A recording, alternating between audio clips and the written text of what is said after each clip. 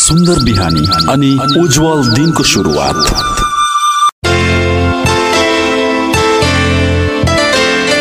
गल्तीबाट सिक्नुहोस्, कठिन परिस्थितिमा डर नलिनुहोस्। नमस्कार, शुभ प्रभात। रेडियो चिन्टेश्वर 90.9 मेगाहर्जको कार्यक्रम सकारात्मक सन्देशको यो नयाँ अङ्कमा म पूजना खतिवडाको स्वागत छ। जीवन यात्रा हो। प्रत्येक यात्रामा गल्ती, असफलता र चुनौती अपरिहार्य हुन्छन्। गल्ती हुनु स्वाभाविक हो। यसले हामीलाई कमजोर होइन, बलियो बनाउँदछ, जसबाट हामी गल्ती स्वीकार गर्न सक्छौँ। जीवनका कठिनाइलाई सहजताका साथ सामना गर्न सक्छौँ। प्रत्येक गल्तीले हामीलाई अनुभव मिल्छ, सोच्न बाधा पार्छ र हाम्रो मानसिकता परिवर्तन गर्न सहयोग गर्छ। गल्तीले मात्र हाम्रो कमजोरी देखाउँछ भन्ने होइन, यसले सुधारको मार्ग पनि मिल्दछ। हामीले असफलता, चुनौती र बाधाको सामना गर्दा डर अनुभव गर्छौँ। डर हाम्रो प्रगतिको बाधक हो। यसलाई हामीले चुनौती होइन, पाठको रूपमा लिन सकेमा बाँकी दिनलाई सहज बनाउँछ, नयाँ उपाय खोज्न प्रेरित गर्छ, आत्मविश्वास, साहस र अडिग बन्न सक्छौँ। सफल हुने व्यक्तिलाई हेर्नुहोस्, उनीहरू गल्ती र असफलतामा डराएका होइनन्, त्यसकै अनुभवबाट अघि बढेका छन्। गल्तीले हामीलाई धैर्य बन्न सिकाउँछ। कहिलेकाहीँ परिस्थिति हाम्रो नियन्त्रण बाहिर हुन्छ। तत्काल समाधान नदेख्दा असफल भए भन्ने विचार आउँछ। धैर्यपूर्वक सोच्दा मात्र समस्याको समाधान गर्न सकिन्छ। धैर्य बिना निर्णयहरू अस्थिर हुन्छन्, प्रगति गर्न कठिन हुन्छ। चुनौतीले हामीलाई बलियो बनाउँछ, कठिनाइले शक्ति दिन्छ। जीवनको हरेक सिकाइले हामीलाई सकारात्मक दृष्टिकोण अपनाउन प्रेरित गर्छ। हामी धैर्यपूर्वक अघि बढ्छौँ। हरेक गल्ती र कठिनाइलाई पनि अवसरको रूपमा लिन सकिन्छ। हाम्रो जीवनमा आउने प्रत्येक असफलता, गल्ती र कठिनाइले हामीलाई अझ सशक्त बनाउँछ। यस्तै अनुभव, धैर्य, साहस र सिकाइबाटै जीवनमा सफलता मिल्दछ। यी अनुभवले हामीलाई मात्र होइन, हाम्रो परिवारलाई पनि प्रेरित गर्दछ। काम गर्दा गल्ती हुन्छ, तर ती गल्तीबाटै पाठ सिकेर कठिन परिस्थितिको सामना गर्न सक्ने सामर्थ्य कसरी बनाउने? आउनुहोस् यो ज्ञानमूलक प्रस्तुतितर्फ।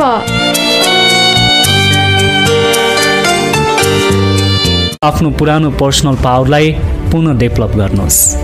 तपाईको पर्सनल पावर के हो भनेर के तपाईलाई थाहा छ? यदि थाहा छ भने धेरै राम्रो हो, तर थाहा छैन भने त्यसलाई चिन्न र आफूमा डेभलप गर्न जरुरी छ। तपाईको पर्सनल पावर त्यो हो जसले तपाईलाई तपाईको खराब परिस्थिति र डरसँग लड्नको लागि हिम्मत दिन्छ। तपाईभित्र भएको यही पावरले तपाईलाई तपाईको गोलसम्म पुर्याउँछ। तर यो क्षमतालाई हामीले विभिन्न कारणले गर्दा गुमाउँदै गएका छौँ। त्यसलाई हामीले पुनः आफूमा डेभलप गर्नुपर्छ। तपाईलाई मैले त धेरै नेगेटिभ सोचिरहन्छु, मैले कसरी आफ्नो पर्सनल पावर डेभलप गर्न सक्छु भन्ने लाग्दो हो।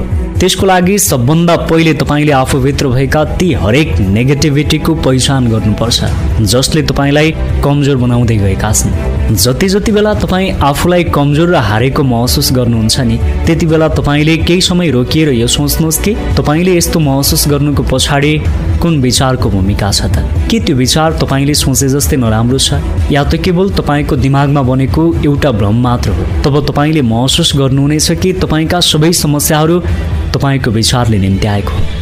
हामीभित्र भएको आत्मग्लानीले हाम्रो क्षमतालाई कहिले पनि चिन्न दिँदैन। जब तपाईले आफ्नो पर्सनल पावरलाई डेभलप गर्नुहुन्छ, तब तपाईलाई कुनै पनि बाहिरी परिस्थिति र समस्याले कहिल्यै पनि फरक पार्दैन। जति धेरै समस्या आए पनि तपाईले ती समस्या र चुनौतीको सामना गर्न सिक्नुहुन्छ। त्यसैले आजदेखि थोरै समय लिएर आफ्नो भित्रको क्षमता र आफ्नो आत्मसम्मानलाई चिन्ने प्रयास गर्नुहोस्। हरेक बिहान आफूलाई म सक्षम छु, मैले गर्न सक्छु भन्दै अफर्मेसन दिनुहोस्। यो सानो कदमले पनि तपाईलाई तपाईको लक्ष्यको नजिक लैजानेछ। हरेक मानिसले जीवनमा विभिन्न चुनौतीको सामना गर्नुपर्छ। आर्थिक, मानसिक, शारीरिक जस्ता अनेकौं समस्याहरू उसको जीवनमा आउँछन्। हाम्रो जीवनका हरेक समस्या र चुनौतीको सामना गर्ने र हरेक समस्याको समाधान गर्ने एउटा उपाय भनेको हाम्रो बलियो मेन्टल रेजिलेन्स हो। यसलाई दिमागको सहने र सामना गर्ने क्षमता भन्दा पनि हुन्छ। यसले तपाईँलाई मानसिक रूपमा मजबुत गराउँछ, जसले गर्दा तपाईँले कुनै पनि परिस्थितिमा हार मान्नुहुने छैन। हरेक समय सकारात्मक मानसिक दृष्टिकोण बनाइराख्न सक्नुहुन्छ। आफ्नो परिस्थितिलाई स्वीकार गर्नु हो। हरेक हार र गल्ती भनेको तपाईँको लागि लेसनहरू हुन्। यसलाई असफलता मान्ने भुल नगर्नुहोस्। जति बेला पनि हरेक समस्या र चुनौतीलाई स्वीकार गर्न सिक्नुपर्छ। जब तपाईँ आफ्नो परिस्थिति र चुनौतीलाई स्वीकार गर्नुहुन्छ नि, तब तपाईँको दिमागले त्यसका लागि समाधानहरू निकाल्न सुरु गर्छ। तर स्वीकार गर्नुको सट्टा तपाईँ आफ्नो चुनौतीबाट भाग्नुभयो भने त्यो एउटा डर बनेर तपाईँको दिमागमा बसिरहन्छ। तपाईँ पनि कति सिचुएसनबाट आफूलाई टाढा राख्ने अनेक प्रयास गर्नुभएको होला। अब भाग्नुको सट्टा समस्यालाई समाधान गर्न सिक्नुहोस्। मानसिक प्रतिरोध बनाइरहनको लागि हाम्रो दिमाग र शरीर दुवैको राम्रो केयर गर्नु जरुरी छ। जब तपाईँ शारीरिक र मानसिक रूपमा स्वस्थ हुनुहुन्छ, तब मात्र तपाईँ जीवनका हरेक मुस्किलभन्दा मुस्किल परिस्थितिको सामना गर्नको लागि तयार बन्नुहुन्छ। त्यसैले 7-8 घण्टाको निद्रा लिनुहोस्, सन्तुलित भोजन गर्नुहोस्, साथै आफ्नो मेन्टल हेल्थको लागि मेडिटेसन एक्सर्साइजहरू गर्नुहोस्। तपाईँले आफूसँग कसरी कुरा गर्नुहुन्छ भनेर कहिले सोच्नु भएको छ? हामी मध्ये धेरैजनाले आफूसँग सधैँ नेगेटिभ कुराहरू गरिरहेका हुन्छौँ। मैले यो गर्न सक्दिनँ, म कहिले सफल हुन्न भनेर सधैँ आफैलाई सुनाइरहेका हुन्छौँ। यो सबभन्दा ठुलो समस्या हो। हामीले लगातार आफूलाई नेगेटिभ सन्देश दिँदा हाम्रो दिमागले पनि बिस्तारै त्यस्तै सोच्दै जान्छ। मानसिक रूपमा सहनशील र लचकदार बन्न तपाईँले आफ्नो भित्री आवाजलाई सधैँ पोजिटिभ बनाउनु पर्छ। जुन समय तपाईँको दिमागमा नकारात्मक विचार वा आवाज आउँछ, त्यसलाई तुरुन्तै पोजिटिभ सेल्फ टकसँग रिप्लेस गर्नुहोस्। अबदेखि म सक्दिनँ होइन, म यसलाई पुरा गर्ने कोसिस गर्छु, म गर्न सक्छु भन्नुहोस्। जब तपाईँको सेल्फ टक पोजिटिभ हुन्छ, तब तपाईँको दिमाग बिस्तारै आफै पोजिटिभ बन्दै जान्छ। धैर्यता राख्नुहोस्। जसरी एउटा हिमाल चढ्दा समय लाग्छ, अनेकौं बाधाहरू आउँछन्, त्यसरी नै सहनशीलतालाई बनाइराख्न पनि समय लाग्छ र कैयौं चुनौती र कठिनाईको सामना गर्नुपर्छ। त्यसरी नै सहनशीलतालाई बनाइराख्न पनि समय लाग्छ र कैयौं चुनौती र कठिनाईको सामना गर्नुपर्छ। तर तपाईँ हिम्मत हार्नु हुँदैन। जीवनका हरेक चुनौती जसले हामीलाई अझै बलियो बनाउँदै जान्छ। तपाईँले जीवनमा सामना गरेका हार र असफलता अन्तिम नतिजा नभई केही नयाँ सिक्ने प्रक्रियामा होला। तपाईँले आजसम्म गरेका हरेक मेहनतको परिणाम तपाईँले सोचे जस्तो नहोला, तर आफ्नो सही कर्ममा धैर्य र विश्वास राख्नुहोस्। तपाईँले एक दिन सोचेको कुरा अवश्य पनि पाउनुहुन्छ। कृतज्ञ हुनुहोस्। हरेक दिनको अन्त्यमा यो सोच्नुहोस् कि मसँग के राम्रो कुरा छ र राम्रो कुराको लागि आभारी हुनुहोस्। यसले तपाईँको दिमागलाई स्वतः पोजिटिभ बनाइदिन्छ। हरेक दिन बिहान होस् या बेलुका, जुन समय तपाईँको लागि उपयुक्त हुन्छ, त्यो समय केही समय निकालेर आफ्नो राम्रो कुराको लागि कृतज्ञ बन्नुपर्छ। जुन कुराले तपाईँलाई खुसी र आनन्द दिन्छ, त्यसको लागि सधैँ थ्याङ्कफुल बन्नुपर्छ। यसो गर्दा तपाईँको दिमाग सकारात्मकताको लागि ट्रेन हुन्छ। तर हामीले त हाम्रो जीवनका कैयौं राम्रा र खुसी दिने कुरालाई बेवास्ता गरेका हुन्छौँ। हाम्रो जीवनमा कति धेरै राम्रा कुरा हुन्छन्, तर हामीले वास्ता गरेका हुँदैनौँ। त्यसैले आफूलाई खुसी दिने कुराको पहिचान गरी आफूसँग भएका ती कुराप्रति कृतज्ञ हुनुहोस्। आफ्नो जीवनमा के महत्त्वपूर्ण छ स्पष्ट हुनुहोस्। हामी मध्ये धेरैलाई आफू कुन दिशामा जाँदा ठिक हुन्छ भन्ने कुरा थाहा छैन। हामीले धेरै थरी कुराहरू सोच्छौँ, सबैलाई पुरा गर्न खोज्छौँ, तर आफ्नो लागि के जरुरी छ र के जरुरी छैन भनेर थाहा पाउँदैनौँ। हामी धेरै काममा हात हाल्छौँ, साथै त्यसमा धेरै समय लगाउँछौँ, तर हामीलाई धेरै समयपछि मात्र हामीले समय लगाएको काम हाम्रो लागि आवश्यक नै थिएन भन्ने थाहा हुन्छ। हामीहरूको आवश्यकता फरक हुन्छन्। कसैलाई राम्रो काम र तलब महत्त्वपूर्ण हुन्छ भने कसैलाई आफ्नो परिवार र अरू कुराहरू महत्त्वपूर्ण हुन्छन्। त्यसैले हाम्रो जीवनमा के कुरा सबभन्दा महत्त्वपूर्ण छ र कुन कुरामा हामीले आफ्नो एनर्जीलाई फोकस गर्नुपर्छ भनेर जान्नु जरुरी छ। आफ्नो जीवनप्रति स्पष्टता पाउनको लागि तपाईँको लागि सबभन्दा महत्त्वपूर्ण र नभई नहुने कुरा के छ त्यो पत्ता लगाउनुहोस्। जब तपाईँले आफूलाई नभई नहुने कुरा थाहा पाउनुहुन्छ, तब तपाईँ त्यो दिशामा फोकस गर्नुहुन्छ। कहिलेकाहीँ हामी आफ्नो प्रायोरिटीलाई भुलेर अरूको एक्सपेक्टेसन पुरा गर्न सुरु गर्छौँ। त्यसैले अरूको आवश्यकताका लागि नभएर आफ्नो लागि काम गर्नुपर्छ। जब तपाईँले आफ्नो इनर भ्याल्यु थाहा पाउनुहुन्छ, तब तपाईँले आफ्नो जीवनको लक्ष्यलाई परिभाषित गर्नुपर्छ। आफूले देखेका र पूरा गर्न चाहेका सानादेखि ठुला सबै लक्ष्यको एउटा लिस्ट बनाउनुहोस् र ती लक्ष्यमध्ये सबभन्दा ठुलो र तपाईँको लागि सबभन्दा महत्त्वपूर्ण लक्ष्यमा फोकस गर्नुपर्छ। यदि तपाईँ नचाहिने कुरामा पैसा र समय खर्च गर्नुहुन्छ भने त्यसले तपाईँको लङ टर्म लक्ष्यलाई नकारात्मक असर पुर्याइदिन्छ। जब तपाईँको लक्ष्य स्पष्ट रूपमा परिभाषित हुन्छ तब मात्र तपाईँलाई कुन कुराबाट टाढा बस्नुपर्छ भन्ने थाहा हुन्छ। त्यसैले तपाईँसँग भएको लिमिटेड समय र इनर्जीलाई त्यस्तो काममा लगाउनुहोस् जसले तपाईँलाई तपाईँको लक्ष्य नजिक लैजान्छ।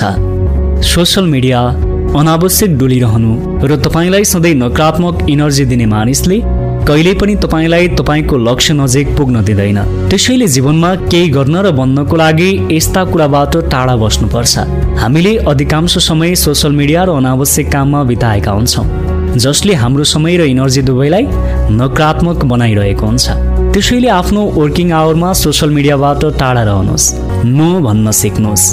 आफ्नो प्रायोरिटी सेट गर्नको लागि नो भन्न सिक्नु धेरै महत्त्वपूर्ण छ। यदि तपाईँलाई तपाईँको लागि कुन कुरा महत्त्वपूर्ण छ भनेर थाहा भयो भने बाँकी अनावश्यक कुरालाई रिजेक्ट गर्न सजिलो हुन्छ। आफ्नो समय र इनर्जीलाई कहाँ इन्भेस्ट गर्ने भन्ने हामीलाई थाहा हुनुपर्छ। त्यसैले जब तपाईँको महत्त्वपूर्ण कुरालाई पुरा गर्ने वा आफूलाई नचाहिने कुनै पनि परिस्थिति आउँछ भने विनम्रताका साथ नाइ भन्न सिक्नुहोस्। हामी अरूको एक्सपेक्टेसन र आवश्यकता पुरा गर्न आफूलाई यति व्यस्त राख्छौँ कि यो क्रममा हामीले आफ्नो लक्ष्य पनि बिर्सिरहेका हुन्छौँ। तर हामीले यो बुझ्नु आवश्यक छ कि आफूलाई नचाहिने कुरालाई हामीले नो भन्न सिक्नुपर्छ। जीवनमा हाम्रा लक्ष्य र आवश्यकता कहिले पनि फिक्स हुँदैनन्। समयअनुसार हामीले आफ्नो आवश्यकता र लक्ष्यलाई परिवर्तन गरिरहेका हुन्छौँ। त्यसैले रेगुलर रूपमा आफ्ना महत्त्वपूर्ण प्रायोरिटिजहरूलाई रिभ्यू गरेर तिनीहरूलाई मिलाउनु जरुरी हुन्छ।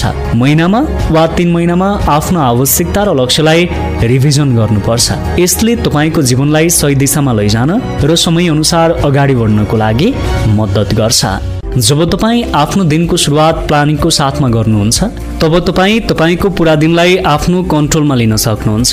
आफ्नो दिनको सुरुवातमा आज कुन काम पुरा गर्नु छ र कुन सबभन्दा महत्त्वपूर्ण छ भनेर तय गर्नुहोस्। टाइम ब्लकिङ एउटा यस्तो टेक्निक हो जसमा तपाईँले आफ्नो हरेक टास्कको लागि एक डेडिकेटेड समय तय गर्न सक्नुहुन्छ। मानौ तपाईँलाई एक्सर्साइज गर्न, पढ्न र कुनै प्रोजेक्ट बनाउनु छ भने तपाईँले त्यसको लागि फरक फरक समय छुट्याउन सक्नुहुन्छ। यसले तपाईँलाई तपाईँको काममा फोकस गरी डिस्ट्र्याक्सनबाट बचाउने गर्छ। गल्तीबाट सिकेको अनुभवले हाम्रो निर्णय क्षमता सुधार गर्छ, समस्याको समाधान गर्न सजिलो बनाउँछ, भविष्यमा आए पनि चुनौतीको सामना गर्न आत्मविश्वास बढाउँछ। यसले हामीलाई फेरि गल्ती नगर्न सिकाउँछ। समय, ऊर्जा र स्रोतको सही परिचालनमा सहयोग पुग्दछ। गल्ती हुँदैमा आफूलाई दोषी ठान्नुहुन्न। यसबाट थप ज्ञान सिकेर आगामी दिनमा सफलतातर्फ लम्कन सक्नुहुनेछ। मैले कहाँ गल्ती गरेँ, अर्को पटक यसलाई सुधार गर्न सक्छु भनेर आत्मविश्वास बढाउनुहोस्। गल्तीमा होस् कि प्रगतिमा, अनुभवले नै तपाईँलाई परिपक्व बनाउँछ। कठिन परिस्थितिमा सफलता प्राप्तिको लागि धैर्य गर्नुहोस्। सोही अनुसार आफूलाई परिवर्तन र अनुकूल गर्न सिक्नुहोस्। परिस्थिति अनुसार रणनीति बनाई चुनौतीलाई अवसरमा बदल्न कोसिस गर्नुहोस्। सकारात्मक दृष्टिकोण राखेर र धैर्यपूर्वक काम गर्दा कठिन परिस्थितिले तपाईँलाई अझ बलियो र सक्षम बनाउन सहयोग पुग्दछ। निरन्तरको प्रयास र बलियो आत्मविश्वासले तपाईँले प्रत्येक चुनौतीमा पनि सफलता पाउन सक्नुहुनेछ। आजको दिनबाट हामीले सिक्नुपर्छ, गल्ती, चुनौती र कठिनाई हाम्रो बाधक होइनन्। यसले हामीलाई मार्गदर्शनतर्फ लैजान सहयोग पुर्याउँदछ। हरेक गल्तीले हाम्रो सोच, चुनौतीले आत्मबल र कठिनाइले धैर्य बढाउँछ। जब हामी सकारात्मक दृष्टिले हेर्छौँ, जीवनमा असम्भव लाग्ने समस्यालाई समाधानका साथ अवसरमा रूपान्तरण गर्न सक्दछौँ।